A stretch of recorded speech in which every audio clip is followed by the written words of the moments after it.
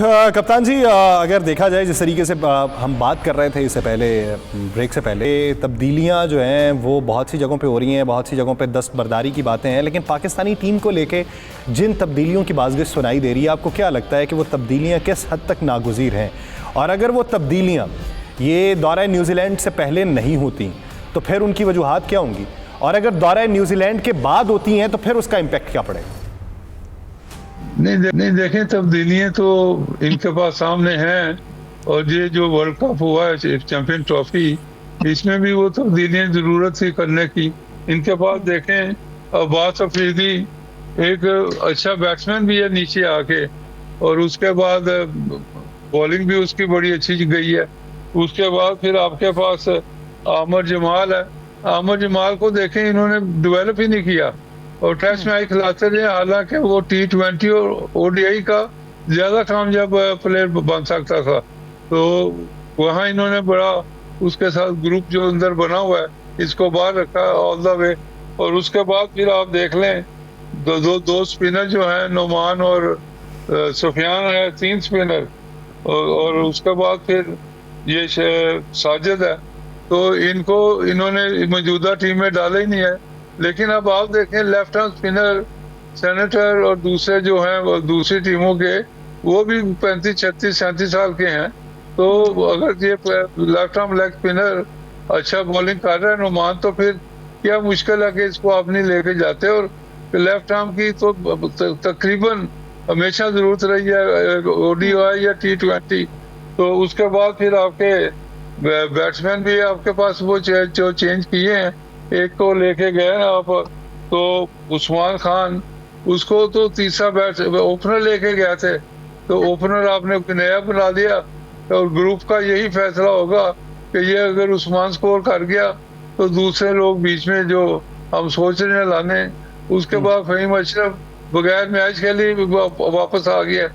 तो ये सारी चीजें, उसके बाद मैं कहूँगा कि ये जो दूसरा एक लेफ्ट आर्म लेग स्पिनर जो लेके गए हैं, उसकी मुझे समझ नहीं आई कि किसकी जगह उन्होंने उसको किया। और ये अब के जवेद, अजहर महमूद, असद शफीक और ये इनके जो दूसरे सिलेक्टर वहाँ मौजूद हैं, और एक तो फुटबॉलर को एज एनालिस्ट बना लिया।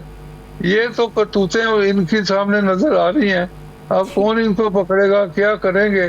चेयरमैन साहब के जो ब्यूरोक्रेट रखे हुए हैं, उनको क्रिकेट की समझ नहीं है। इसलिए मैं पहले दिन से कह रहा था, चेयरमैन साहब जब टेक ओवर किया है, मैं क्या अपने 2 जाती एडवाइजर लगा लें, आमर सुहेल और उसके बाद मोहम्मद अकरम जुल्मी वाले। तो ये कम अज कम आपको गाइड तो करेंगे कि क्या हो रहा है, क्या जारी है अपना, ये आपस में जो दोस्ती जारी चल रही है, वो आपको हकीकत तो बताएंगे। बाकी फैसला करना तो आपका मामला है। लेकिन वो उन्होंने भी इसके ऊपर ध्यान नहीं, उन्होंने ज्यादा ध्यान वहाब रियाज पे रखा हुआ है कि Wahab Riaz is all in all. वो सबसे ज्यादा इंटेलिजेंट और मेरे ख्याल में सबसे ज्यादा जो डफर चीजें हुई हैं वो वहाब रियाज की तरफ से हुई हैं। सर, इसमें मजीद बात करते हैं। शाहजी की तरफ अगर बढ़े, शाहजी, अगर आज के मैच को देखा जाए, आज जो है इंग्लैंड ने टॉस जीत के बैटिंग का फैसला किया, तो आज के मैच में आप अगर ऑन पेपर्स दोनों टीमों को देखें तो उनका मवाजना क्या करेंगे ऐसी सूरत हाल में कि जब टिम्बा बबूमा जो हैं वो आज रेस्ट पे हैं, बेंच पे बैठेंगे, वो टीम का हिस्सा नहीं है? देखिए, England has got nothing to lose. England के पास, इंग्लैंड का तो चैंपियंस ट्रॉफी खत्म हो गया, प्रेशर कोई भी नहीं है। लेकिन अगर कंपेयर करें हम टीम्स में, तो साउथ अफ्रीका की टीम बहुत जबरदस्त है और बड़ी ऑलराउंड है। मतलब उनकी बैटिंग डीप जाती है, बड़े अच्छे उनके हिटर्स हैं। उनकी ओपनिंग रिल्किंटन जो है, ऊपर से फिर नीचे मिलर आ जाते हैं, क्लासन आ जाते हैं, वंडरसन आ जाते हैं। ये इनकी कमाल की बैटिंग लाइनअप है। और मैं ये समझता हूँ कि बड़ा स्ट्रांगली ये they are favourite to win this match and go on to lead the table in group B. मतलब भाई इनको टॉप करना चाहिए। और बहुत जबरदस्त किस्म की इनकी पूरी देखें तो बॉलिंग अटैक भी बड़ा अच्छा है। ऑन द कंट्री, जो इंग्लैंड की टीम है, इंग्लैंड आपको पता है कि स्ट्रगल कर रही है, 2 मैच आ चुकी है, और उनका वो जो अप्रोच है टुवर्ड्स द गेम वो इतनी पॉजिटिव नहीं होगी। जरूर प्रेशर नहीं होगा उन पे, लेकिन उनको पता है कि उन्होंने जीत भी गए तो क्या होना है, ना भी जीते तो क्या होना है। तो उनका जो बॉडी लैंग्वेज है वो इतनी ज़्यादा, मैं नहीं समझता कि वो ज़्यादा पॉजिटिव होगी। ठीक है। और शाह साहब, पाकिस्तानी टीम की भी बात हो रही थी, सरफराज साहब ने भी कुछ बताया कि क्या चेंजेस की ज़रूरत है। आपसे भी मैं जानना चाहती हूँ, what kind of changes do we need before the next tournament या फिर नेक्स्ट जो सीरीज़ आने जा रही है, क्योंकि क्या कुछ खिलाड़ियों को ड्रॉप करने से काम बन जाएगा या फिर हमें कंप्लीट ओवरहॉल ही चाहिए सिस्टम का? क्योंकि आकिब जावेद तो कह रहे हैं कि भाई 19 जो अंडर 19 है उसको तो नहीं ना लेकर आ सकते, हमें तो यही टीम रखनी पड़ेगी, ये बेस्ट हैं। बट आपके ख्याल में क्या चेंजेस लाए जा सकते हैं?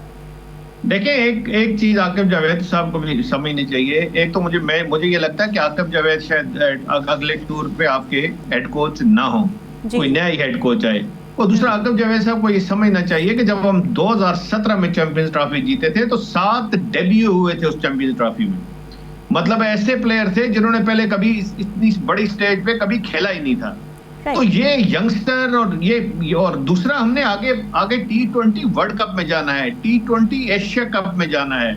हमको यंग लेग्स चाहिए, स्पिरिट चाहिए, एंथुसियाज्म चाहिए, वो प्लेयर चाहिए जो परफॉर्म करें और जिनमें एक एबिलिटी हो परफॉर्म करने की और उनमें वो जज्बा हो, उनकी जो फिटनेस हो ताकि वो जाके 1 साल के अंदर अंदर अपने आप को न सिर्फ तैयार करें बल्कि आगे वर्ल्ड कप जो फरवरी 2026 में होना है और जो एशिया कप होना है, एशिया कप को तैयारी में लें और 26 का वर्ल्ड कप जाके उसमें बेहतरीन परफॉर्म करें। और ये मेरा ख्याल है, पाकिस्तान में टैलेंट की कमी में बार सब कहते हैं जी टैलेंट कम है, टैलेंट कम नहीं है, ग्रूमिंग कम है। ग्रूमिंग का कॉन्सेप्ट कोई नहीं है, ना हमारी नेशनल अकेडमीज में कोई ग्रूमिंग का कॉन्सेप्ट है, ना हमारे कोचेज इस लायक है, ना हमारे ट्रेनर इस लायक हैं। यानी टैलेंट की कमी नहीं है और ग्रूमिंग की कमी है। जोश, जज्बा, हिम्मत, हौसला और तजर्बाकारी जो है, अगर इसके ऊपर मज़ीद तवज्जो दी जाए और उम्र का लिहाज वहीं पर रखा जाए तो फिर जो है पाकिस्तानी टीम जो है वो बेहतरीन टीमों में शुमार हो सकती है और उभर के भी सामने आ सकती है।